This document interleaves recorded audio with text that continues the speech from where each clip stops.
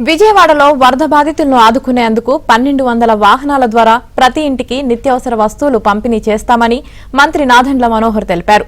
విజయవాడలో మంత్రులు అచ్చెన్నాయుడు, కందుల దుర్గేష్, ఎంపీ కేశినేని చిన్నితో కలిసి రేషన్ పంపిణీ వాహనాలను నాదెండ్ల మనోహర్ ప్రారంభించారు. 4 రోజుల్లో అందరికీ నిత్యావసరాలు అందజేస్తామని నాదెండ్ల మనోహర్ తెలిపారు.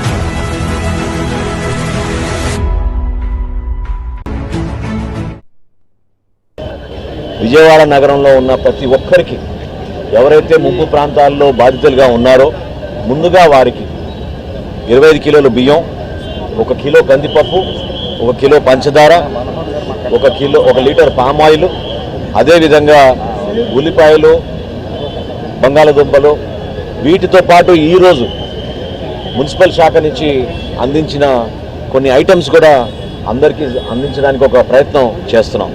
సుమారు 1100 వ్యాన్లు తీసుకొచ్చాం. అనేక జిల్లాల నుంచి యంత్రాంగం అంతా కదిలి వచ్చింది. ఊహించని విధంగా ఒక్క రోజులోనే సుమారు 70,000 మందికి అందించాలని ఒక ప్రయత్నం చేస్తున్నాం. మీరందరూ కూడా సహకరించండి. ప్రతి ఇంటికి, ప్రతి పౌరుడికి అందే విధంగా చర్యలు తీసుకోమని గౌరవ ముఖ్యమంత్రి గారు చంద్రబాబు నాయుడు గారు, ఉప ముఖ్యమంత్రి గారు పవన్ కళ్యాణ్ గారు పదే చెప్తా వచ్చారు.